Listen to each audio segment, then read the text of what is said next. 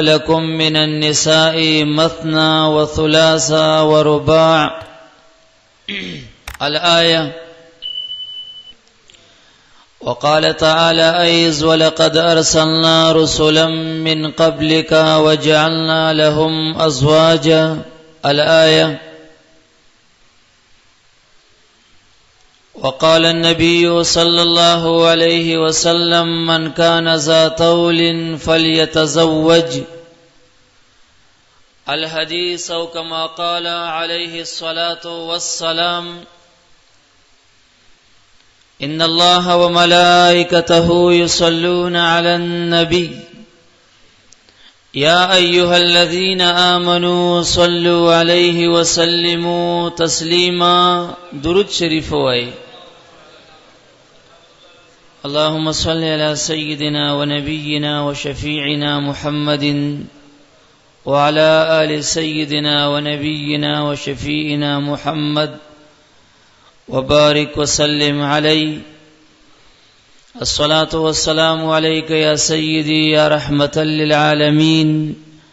وعلى آلك وصحبك يا سيدي يا شفيع المذنبين. د حمد و صلات نه بعد زما معززو سامعینو حضرات ورونو، محفل چې د کم سیس سره تعلق و مناسبت او وابستګی لري نو هغه سیز داسې یو سیز دی چې محبوب او ډیر پسند او خوخو نبی اکرم سید عالم صلی الله علیه وسلم ته چې هغه نکاح ده او هغه واده دی چې د تمامی انبیاء علیهم الصلاۃ والتسلیمات سنت طریقه ده. معززو کله کله یو سیستا د ذاتی حسن نه بغیر د یو اعلی سیس سره د نسبت د وجه شرف او عظمت او برکت حاصلیږي. مثلا زمونږ استادو د محفل کې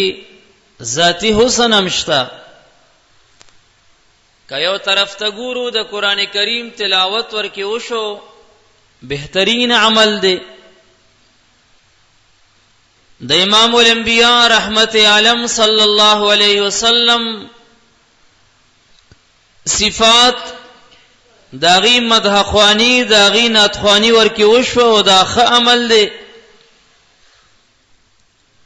دا علماء دیدار ورکی کیږي دا ښه عمل دی. صدقات ورکی وشو دا بهترین عمل دی. مؤمنان د خدای پاک جل وعلا پکور کی د الله او د الله د حبیب په محبت کې کینی دا ښه عمل دی. یو تربلا اظهار د محبت وشي مصافحیو کی معانکیو کی په سنت طریقہ دا ښه عمل دی. ولیکن قطع نظر د ذاتی حسن نه چې دا نسبت د نکاح سره دی چې هغه سنت د نبی اکرم صلی الله علیه وسلم دی دغه یو شرف هم ولا کافی دی. نسبت او تعلق رونو دا یو قیمتي سیس دی، یاد ساتئ. کله کله یو سیس کی ذاتی حسن نموي خو د یو اعلی سیس سره نسبت راشي هغه کې دومره حسن پیدا شي چې داغه په حسن او داغه په کمال شریعت هم بیا گواهی ورکي. مونږه کپڑا راوالو نو کپڑا چې د قیمتي کپڑا یو د کافر په بدن باندې پرتی هیڅ شرف او اس عزت د الله په در کې نه لري.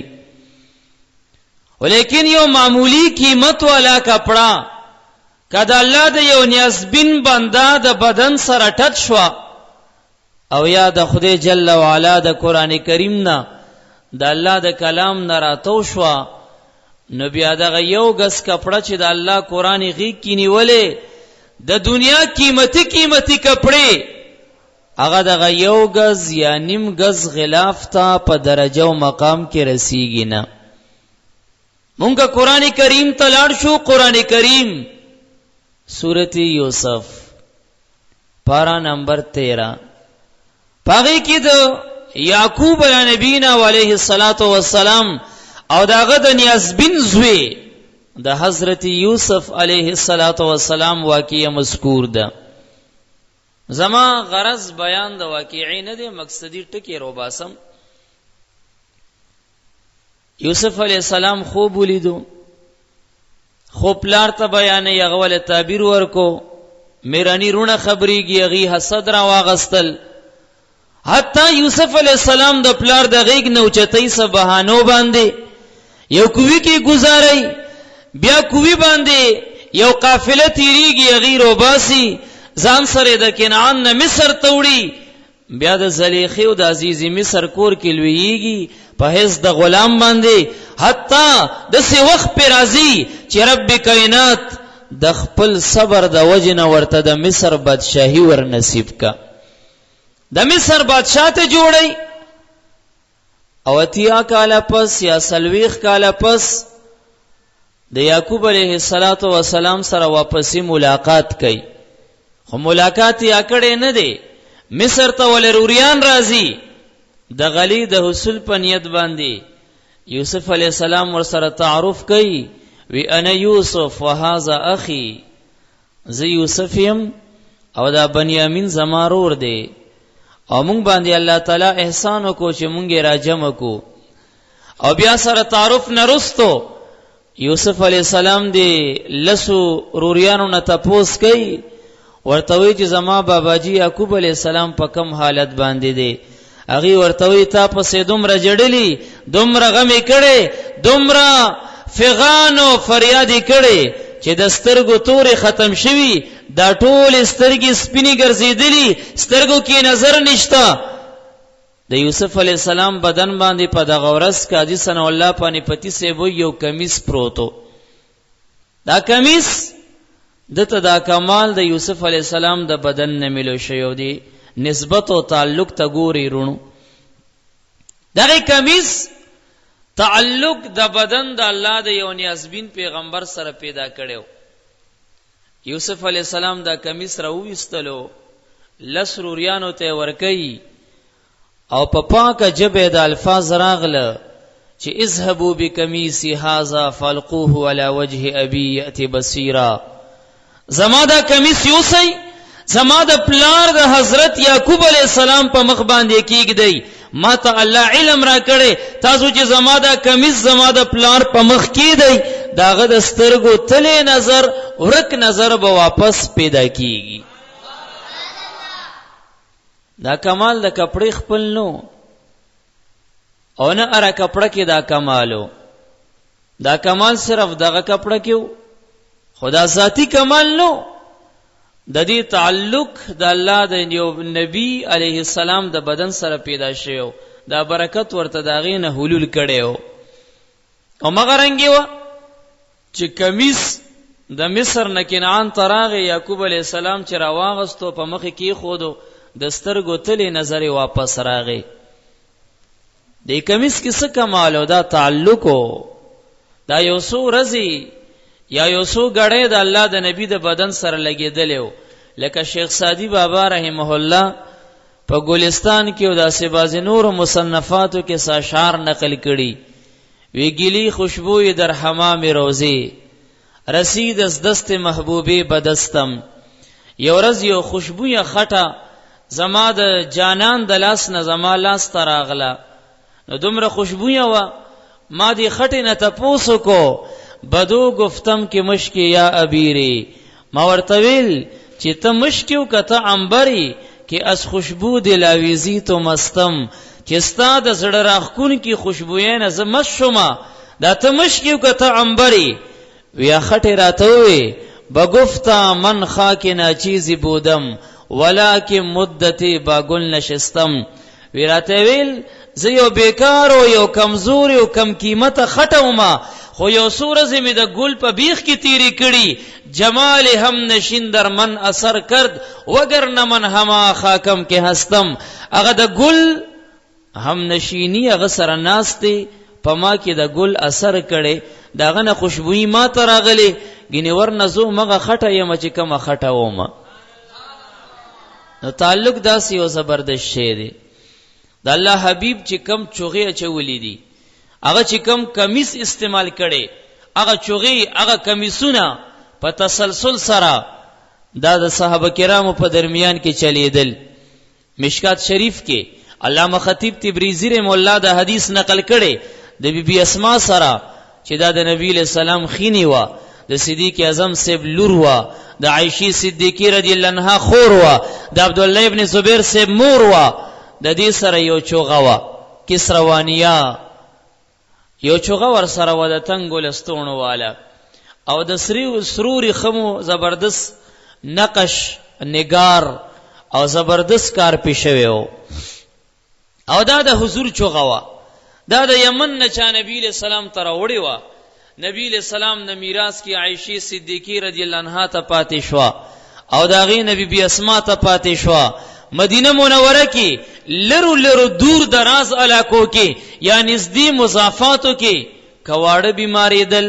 غټان مریض کېدل سپینګری زنانه بیمار کېدل دا ټول براغله د بیبي اسماء کوسي کې به ودرېدل ورته ویل تاسو کړه د رسول الله مبارک چوغه ده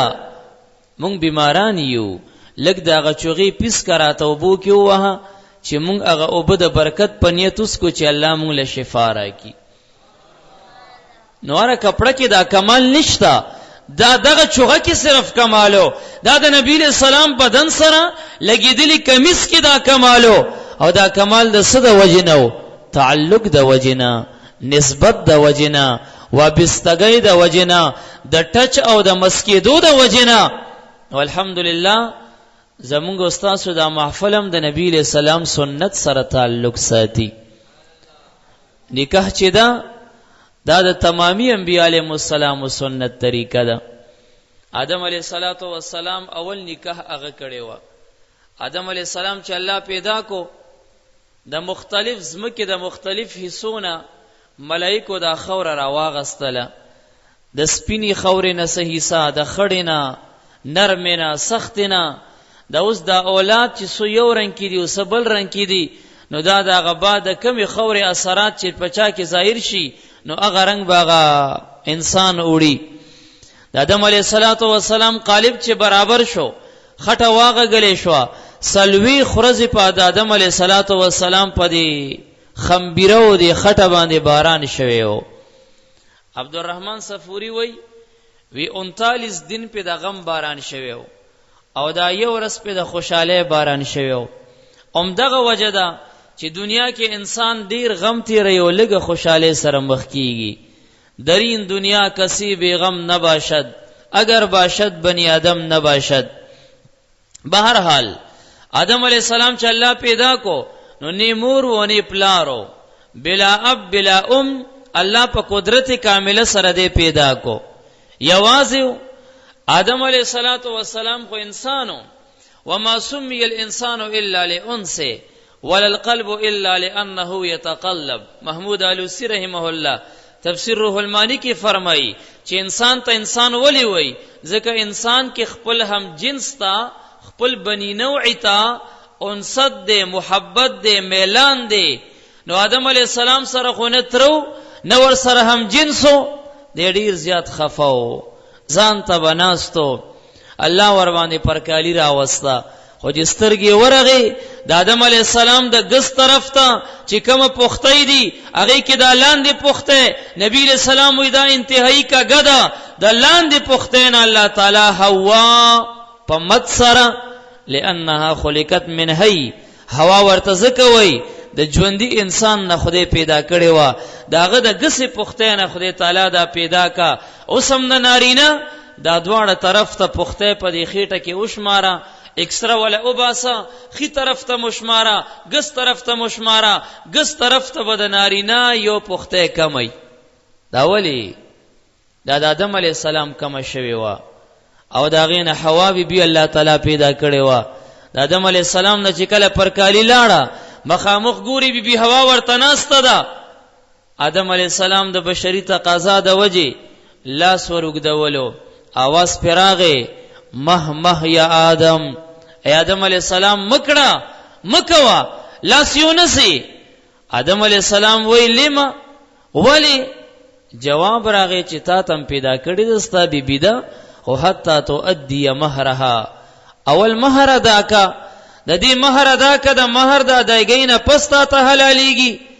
آدم علیہ السلام تعجب کوي چې خدای په جنت کې تعالی ز سم مہر درکم او د دې سم مہر دی او ستا مہر ته څه ضرورت دی؟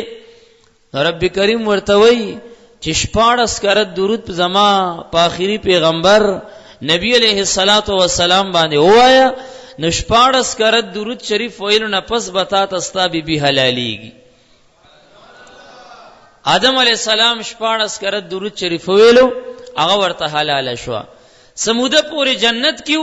بیا جنت کې د دانی د خوراک نه د یوونی د خوراک د وجه زمکه تراکوش شو. آدم علیہ السلام هندستان کې ښکته شو، سرندیب مقام کې. بی بی حوا رضی اللہ عنہا په جده کې ښکته شو، د سعودي عرب پس مکه. جده عربی کې نیات وای، جد نکته وای او جدۃ نیات وای. جدی ته جده څه کوي؟ دا کوم ځای چې جده ده نو دغه ځای کې د جنت نه هوا بی بی راښکته شوی و. آدم علیہ الصلوۃ والسلام سلویخ کال پیاده دا حج تراغله او مکه معظمه ته، او بیا د عرفات میدان کې د بیبي سره ملاقات شو. نو عرفات جان پہچان او تعارف او پیجنګلې ته وای. نو دغه ځکه دا بیبي سره پیجندلې و چې دا خو زماغه بیبي ده چې جنت کې مدانه خوړلې و او زه هندستان کې ښکته شم، دا خدای خبر کم زه ښکته و. نو دغه ځکه سره تعارف شو، ځکه د غزي ته عرفات وای. عرفات نبی آباد آدم علیہ السلام کال کې جوړه جوړه بچی کېدل، یو الکو یو جینۍ. سکال بچی کما جوړه اوشوا د دې بخپلو کې نکاح ناروا وا. بل کال بچی بل جوړه اوشوا الکو جینۍ، نو د مخ کې کال د الک بدرستو کال د جینۍ سره نکاح حلال وا او خپلو کې بدا نکاح ناروا وا. بیا کیسه د حابیل او د کابیل راغه، مشهور واقعه د سوره مائده کې قران کریم کې ذکر ده. غرض می ده چې د نکاح سلسله د آدم علیه السلام نه را شروع شو، په محمد عربی علیہ الصلوۃ والسلام باندې ختم شو. منس کې دو پیغمبران دي، دا غي باره کې د علماو اختلاف دی. یحیی علیہ السلام دی او عیسی علیہ السلام دی. د یحیی علیہ السلام باره کې امام حجت الاسلام امام غزالی او مولا علی کاری الحنفی رحمهم الله د دوړو تصریح کړی دا چې یحیی علیہ السلام نکاح کړی و. او کم خلق چې کلمې د حسورن نه استدلال کوي چې وحسورن ونبی من الصالحین، نو د حسورن معنی غیر شادی شده نه ده او نه د عنین معنی ور کوي، بلکې هغه سوی ادب دی. د حسورن معنی ده چې قدرت علی النکاح والجماع لري او نکاح کی او باوجود د قدرت دومره پاک دامنی چې د بیبیانو صحبت اون کی، دغه ته حسور وای. یحیی علیہ السلام د پاره د حصول د فضیلت النکاح نکاح کړي وا، لیکن نزدېکت نو کړي، بنای نو کړي، صحبت نو کړي. یحیی علیہ السلام هم نکاح کړي وا. پادشاه عیسی علیہ السلام، عیسی علیہ السلام د 33 سال عمر کې اسمان ته ختلې. يهوديانو ورته د قتل منسوبه جوړه کا. یو کمرې ته راوستو، عیسی علیہ السلام بند کو. فرشتہ راغو چت کې سوریو شو او فرشتي وزر باندې کینول او اسمان ته خېجول. اوسم اسمان کې ناس دي. الله فرمای وما قتلوه وما صلبوه ولكن شبه لهم، او بل زوی بر رفعه الله الیه. الله خپل محل د رحمت ته برخه جوړلې، اسمان ته ژوندې خېجولې. يهوديانو قتل کړي نه دي، يهوديانو په سولې کړي نه دي، بلکې چې کم کس دی وردننه کو چې د عیسی علی السلام د کمرې نه رو باسه چې قتل کو. عیسی علی السلام خو الله اسمان ته خېجولیو. الله د عیسی علی السلام دا شکل دغه خبيث لور کو، داغه د عیسی علی السلام هغه شوبه او شکل یې د په شکل راواچولو. دی وروته ملګرو ته وای دماغ خو خپلو، صرف شکل د عیسی علی السلام ورته ملو شیو. ملګرو ته وای هغه عیسی علی السلام غو دننه نشته. هغه یو بل توکته وې د تا ګوره، ویته عیسی علی السلام یې کنه ولته عیسی علی السلام نه. هغه ورته خدایم تباکه زه غستازو مرګره یم. عیسی علیہ السلام خو الله کا کمره کې شتا، د دې چغي والے هغه په سولې کړو. نبی ارستو خلکو ویل چې کده عیسی علیه السلام هغه چې مون کس ور کم کس ور دننه کو هغه څه شو او کدا هغه وینو عیسی علیه السلام څه شو. نو يهودو کې اختلاف راغی. الله و هغه ما برخه جوړې د 33 سال عمر کې برخه تله اوس هم اسمان کې دی د مبارک برا کوزيږي. نبی علیہ السلام وای قرب قیامت کې دجال خبيث کله راوځي او سلوي خرزي پس مکه کې تیری کی یو ورځ به د کال عمر وګدی دویمه د میاشت عمره دا دریمه د هفته عمره او باقی دا 37 ورځې دا بداسي لکه عام د دنیا د ورځې چې کم مقدار کې 12-13 غنټه ورځ دا بدغسي. عیسی علی السلام به د دمشق جامع مسجد داغي شرقي مناره چې کم مشرق طرف ته ده سپینه مناره د فرشتي وزر باندې بناستی د اسمان نه برا کوشي دغه مناره باندې غ جمعات کې منځ بم کوي. مختلف روایت راغلي. یو روایت کې مکتل وی دا وخته به دی غوګونو سره کټوي خسته پټکي به پسري خپل مبارکه ګیره به وي او احادیثو کې داغه شکل او صورت ذکر هم راغلي چې د عیسی علی السلام خسته کولو سترګي او خسته ولاړه مبارکه پوزا او تک سپین رنگ دغه عیسی علیه السلام مبارک چې کله را کوشي د مسلم حدیث کې خودم را پورې راغلی چې د مخ داسې بر اوچت کی د ګیری نه به د ملغلرو په شکل کې سپین ساس کی د لاندې گزاريږي. دا سپینی وبدي دا به د سپینی ملغلري غونډه ګیری نه به ساس کې لاندې گزاريږي لکه سړی چې تازه او د سکی او غنه مزیدار ګیری او پاغي کې د وبچ ګوري داسې د پکړې په شکل ګول ګول ساس کې جوړ شوی وي. نو عیسی علیہ السلام د ګیر نه بد اساس کې داسې لاندې گزاريږي تلیږي با او د سا आवाज چې د سا علی د سا د خاموش आवाज به اغزی ته خدای پاک رسي چې کم زی پوری د دسترګو نظر لګي او د سا आवाज کې به کمال دی دانه چې ګني سالنډې به یا به سینه خرابوي زموستا سینه خراب شي هغه سینه یو आवाज پیدا کی دا आवाज بني سم د ساده خپل आवाज دا خاموش او پټ आवाज دا به خدای تعالی هغه زی ته رسي چې کم زی پورې د سترګو نظر کار کوي او د خدای شان ته ګوره دغه د سا आवाज چې د کم کافر په غوږ باندې ولګي نو دا به سم د اټم بم کار کوي. بس هغه کافر به زی په زی بغیر د گزار نو بغیر د مرګ نو بغیر د سر کټ کولو نه زی په زی بر اسمبلی مرداریږي با دا به عیسی علی السلام معجزه. عیسی علیہ السلام باندې نکاح کوي د جوهینی قبیله د یو بیبي سره هغه نه به زامن کیږي یو باندې بنامه کې د محمد دویم باندې بنامه کې د موسی بیا به د عیسی علیہ السلام سلويخ کاله حکومت کوي دومره فراخي برازي چې یو غوا به د عیسی علیہ السلام په دور کې دومره پې کوي چې یو محلي ته به یو غوا کافی وي.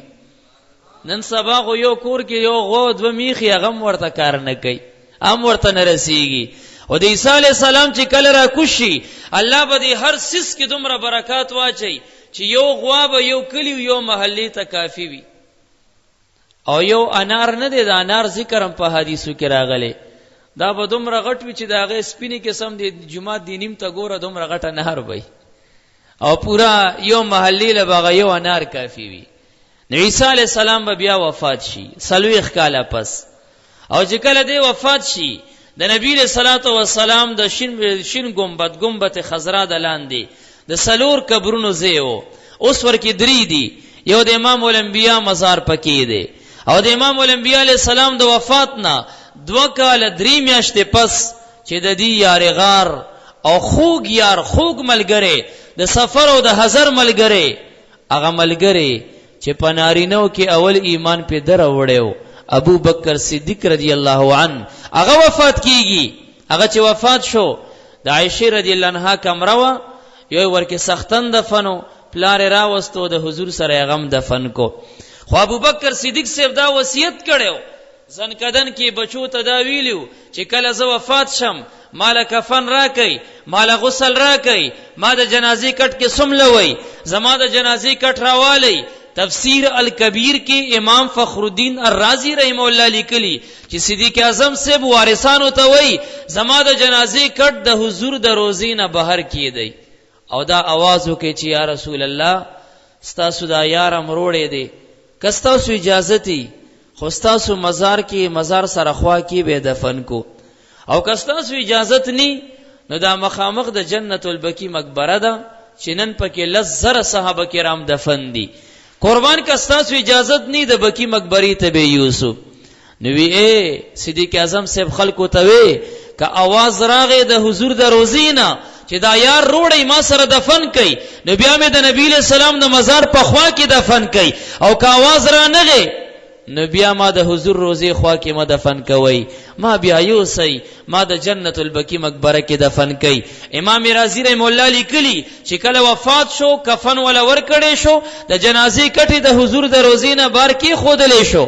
او صحابه دا سلاسونه تړلې دی پاجزه ولاړ دي سترګې ښکته دی او جاړي د صدیق اعظم صاحب جنازه پرته ده. یا رسول الله استاسو دا یار امر وړي د وصیت مطابق تاسو نه اجازه تلو کستاسو اجازهتي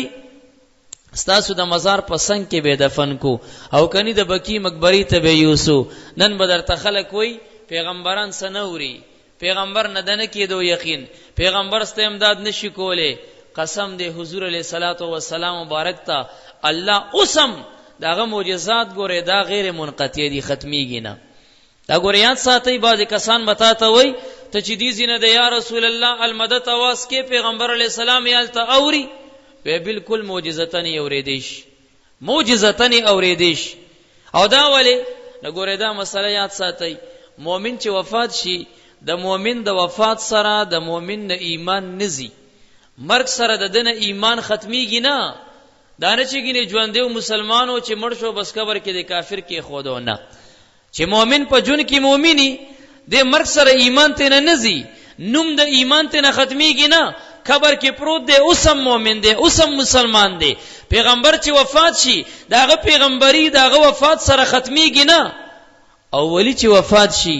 د ولی ولایت او بزرګي د مرګ سره ختميږي نه. نبی له صلوات و سلام چې جون کې پیغمبرو اوسم پیغمبر دی د قیامت پر ورځ پیغمبر دی او کنه ته داغه نه پیغمبري مرګ سره ختمه ده نبی امو وای کنه چې لا اله الا الله محمد رسول الله بیا ولی وی مونږ وی اوسم پیغمبر دی ځکه خو مونږ وایو چې لا اله نشته بل معبود الا الله مگر یو الله محمد رسول الله محمد صلی الله علیه وسلم اوسم د الله رسول دی. نو چې پیغمبري ته نه ده ختمه نو معجزه پیغمبر سره خامخاوي بیا معجزم ته نه ختميږي چې بزرګ نه کړه ولایت ختم نشو کرامتم ته نه ختميږي. نو د نبی له سلام د وفات نه وروسته معجزې جاری دي. دا قران کریم داغه معجزه نه ده کته وی د وفات نه پس معجزه نه منم دا قران د نبی له سلام معجزه ده حضور وفات دی او هغه د معجزې شروع ده یا چلیږي دا روانه. نو غرض می داده چې आवाज راغې د حضور د روزینا نبی له سلام اوریدل کنه وی اوصل الحبیب الی الحبیب دا خو زما دوست دی دا دوست د دوست سره ملو کوي راځي اجازت دې زما د مزار په خوا کې ولا قبر وکني. د نبی له سلام د مزار نه امام رازی وی جواب ولا راغی او بیا لس کاله پس عمر فاروق رضی الله عنه وفات کیږي.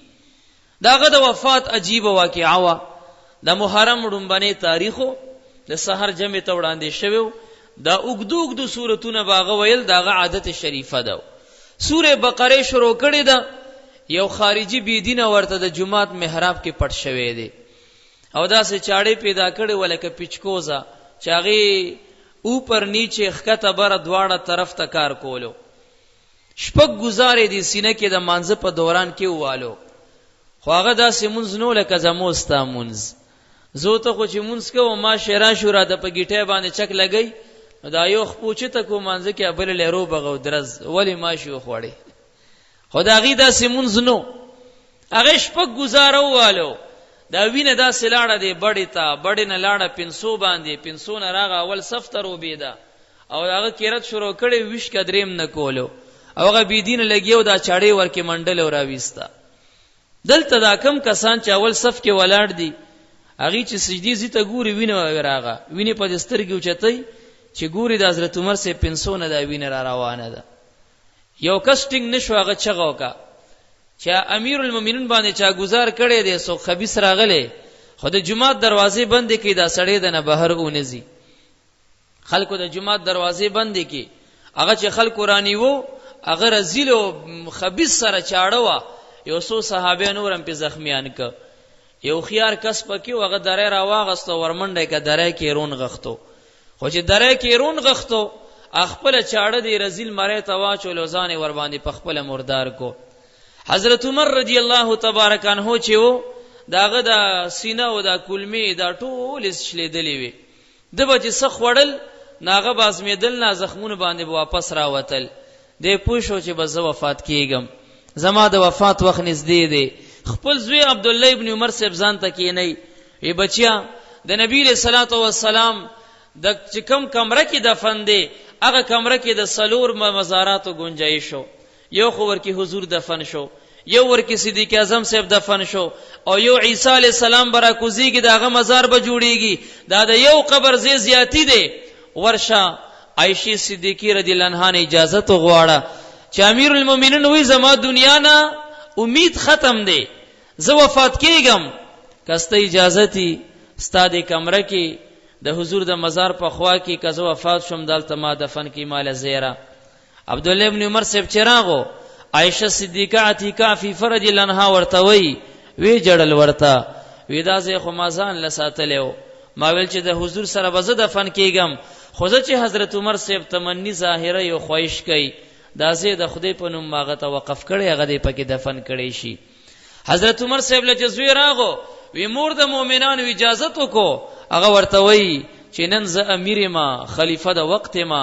زما سترګې غړې دي شاید زمان هغه له حیا ورغلی بچیا چې کله وفات شم یو ځل بیا ته پوسوکا کدر ته ویل چې دفن کا خو ما د حضور په خوا کې دفن کا او کدر ته ویل چې نه اجازه نشته زه مازان لساتلې نو بیا ور سره ګوتې ما تا وا چېړ مکوا ما د جنت البقیع مقبرې ته بیا یوسا کله چې حضرت عمر سے وفات کیږي د اخیری ورځ د وفات وا حضرت علی صاحب لوري باندې کې یو حکیم ورته چو خولو چې هغه د زخمونو زبردست علاج کوي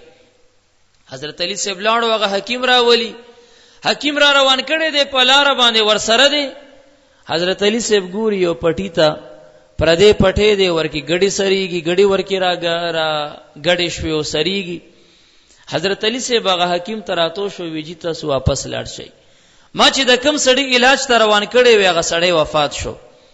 نو حکیم ورته وی چې تا ته وحی راغله ته چا خبر کې چې هغه وفات شو ته خو ما پس راغی چې مریض دی او زخمونه دي دا غي علاج وکا زه در سره روان شم یو زیره روان یو په لار مانه بل شویم نه تعالی خط نه دی راغلی څوک در خبر درکون کې نه دی راغلی ته څه خبر شو چې هغه وفات شو حضرت علی سے ورته و جړل وی هغه داسې سړیو چې هغه ژوند دیو نه یو ګړی د پردی پټی نه خوراک نشو کوله نن دې په پټی کې دا پردی ګړی سریږي نو ما د پته ولګی چې هغه وفات زکه دا ګړی دې پټی ترا ګړی شوی هغه حکیم ورته ویل چې زو معلومات کوم خو چې کله راغ حضرت عمر صاحب وفاتو د بارکه علماء دا روایت پیش کړي چې دم دا وصیت کړو چې مال خو عائشہ صدیقہ اجازه راکو خو ما د نبی له سلام د مزار نه بهر مام کیدی لکه څنګه چې صدیق اعظم صاحب مخیو او حضور نه اجازه تو غواړي چې تاسو دویم یار حضرت عمر سے مونږ را وړې دي کستا سو اجازه تاسو په خوا کې به دفن کو او که اجازت نی د جنت البقیع مقبرې ته به یوسو وی د حضور د روزي نه جواب راغې आवाज راغې چې دیم را ولی زما د مزار په خوا کې دفن کړي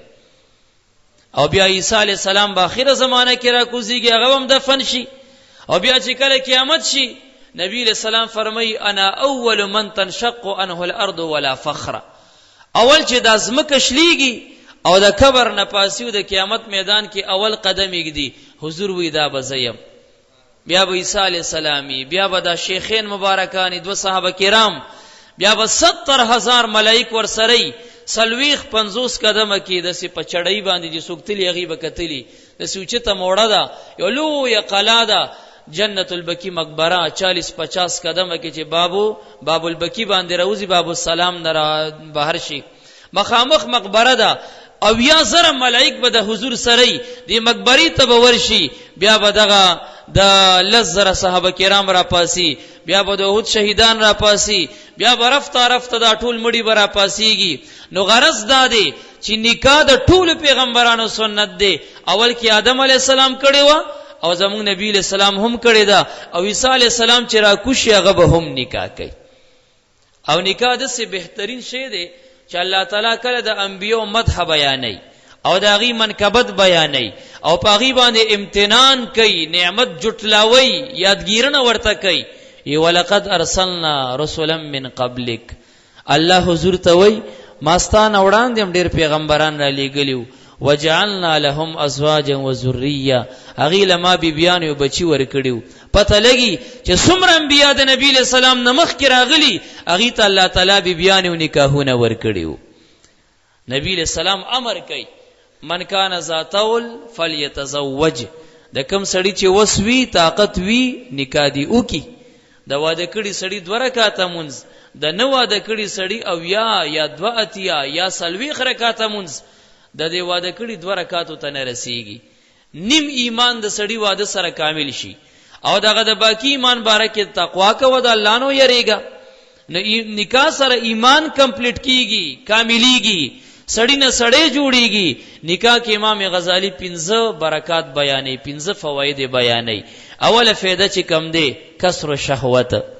شهوت به ختم شي. ستا سترګې غلط زی ته بیا نزي، لکه حضور وای کتا صبح هر چرتا نامحرم زنانه ولیدا او د هغې حسن تعجب کې واچولې او ستا ذهن ته بیکاره خیالات او وسوسې راتلې، نو کور ته راشه، تا چې بهر څه لیدلي نو هغه ستا کور کې مغه شته. نو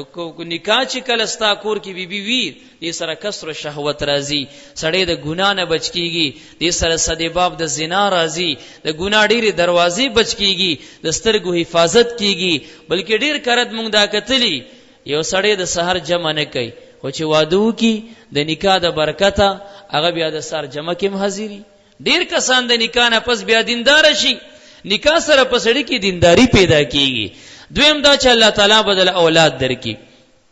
او چې یو بچی د نکاح نه درته ملو شو، صرف یو بچی، یو زوی یا یو لور، او ته وفات شوي، نو ستا د نیکۍ دا سلسله عملنامه دا ختمیږي نه ګورې. دغه بچی چې تر څو تا ته دعا کوي نو ستا عملنامه د نیکۍ روانه ده، شروع ده. یو بزرګ هغه به د نکاح نه ډېره کرکه کوله چې زه نکاح نه کوم،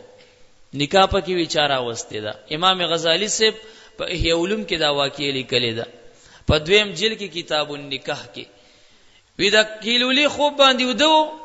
ګوري، خوب ګوري د قیامت ورځ ده او خلک ډیر زیات تندې اغستې دي او واړه واړه ماشومان د لاس کې ورسره کوزي دي او لاس کې ګلاسونه دي او زبردست یخ وبو ورکی دي او داسې د خلکو کې ګرځي او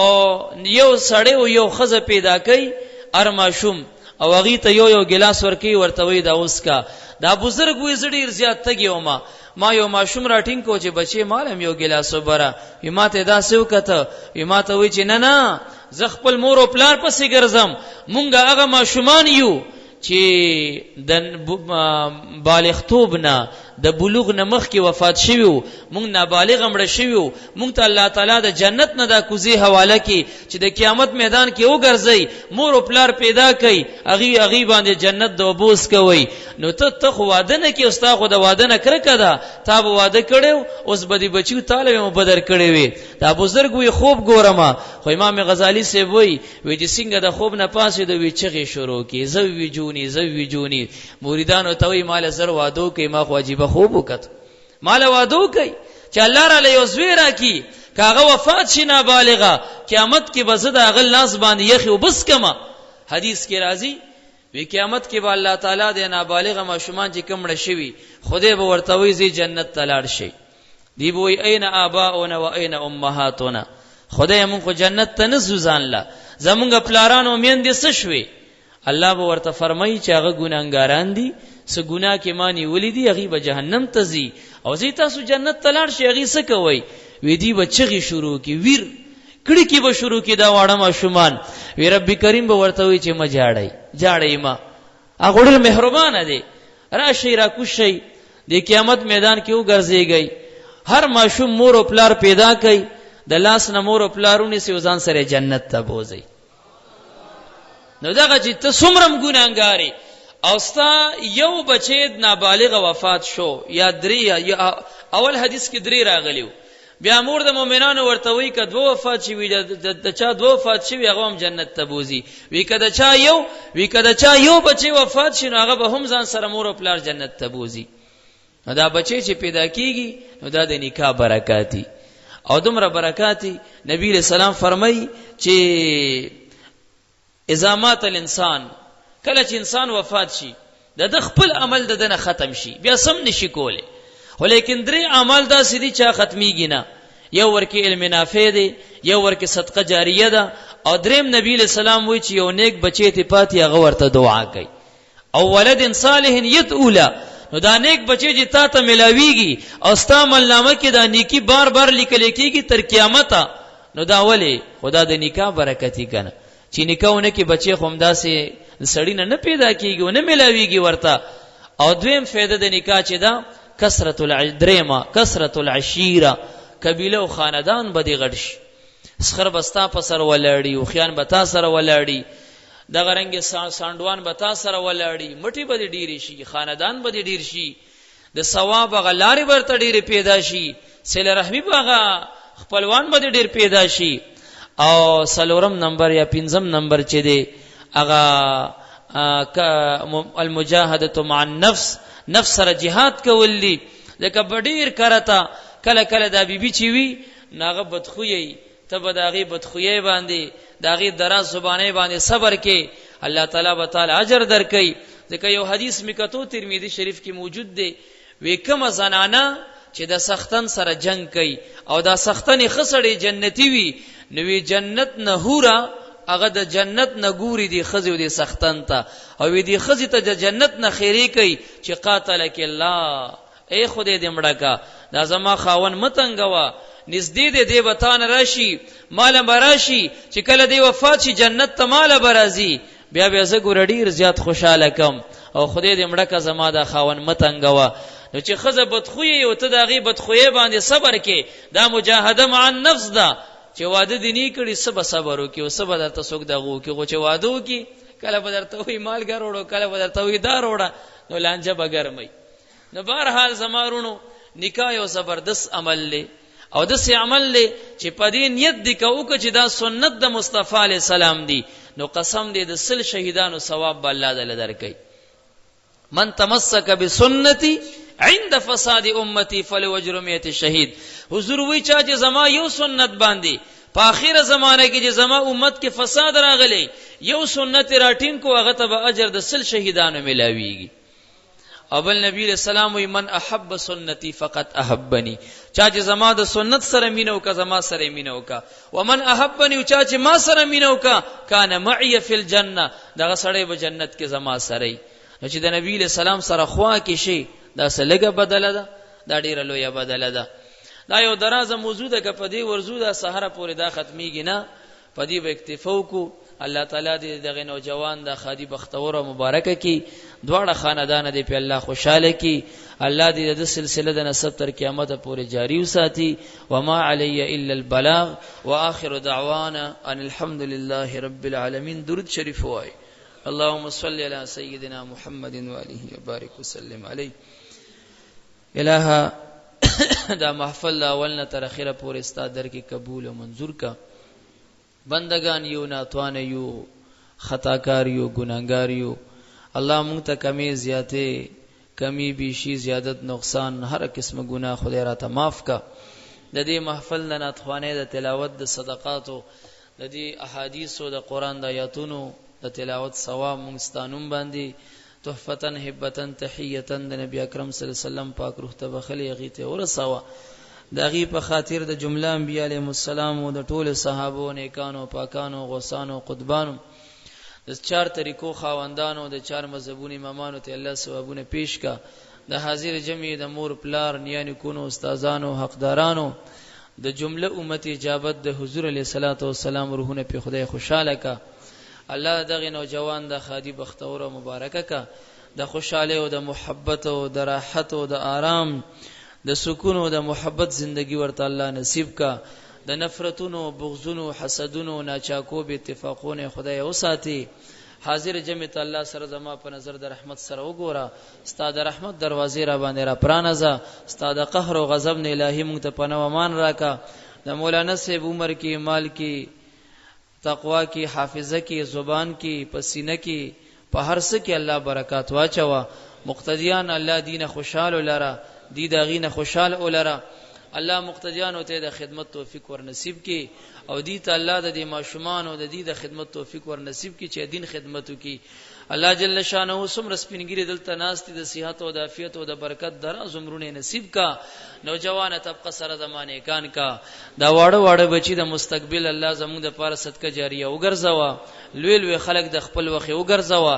د بیبیانو د حیا د پردي زندگی نصیبه کا کله چا اولاد نشته غي ته اولاد ورکا کله چا اولاد شته بدن دی غور ته نیکان کا کله چا نکاحونه نشته خسته نکاحونه د حلال ورته ورکا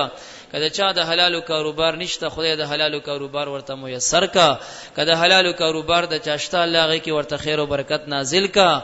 الله د عالم اسلام او د نبی له سلام د ټول امت اجابت مریضانو ته سره زموږ شفا کامل عاجله ور نصیب کا حج د بیت الله او د نبی له سلام د روزي دیدار په جون کې بار بار موږ ته راتوا کا ځن کدن سخت ډېر سخت دي خدای استاد دوستانو په حرمت موږ ته اسانه کا د قبر تنگ سه او تاریکی عذابونه حق دي خدای موږ ته وساته پروردګارا قیامت کې در رسوینه مونږه محفوظ کا د نبی له سلام د رحمت په لاسونو مونږ ته حوض کوثر نه یخ وبره نصیب کا د عرش عظیم د سور لاندې ځان ته ودروا د سپین مخ فصفونه کې قیامت کې ځان ته ودروا عمل نامې د نیکه په خلاص باندې راکا جنت الفردوس کې الله ستاسو د وجه کریم دیدار بلا کیف هغه مونږ ته نصیب کا وصلی الله علی خیر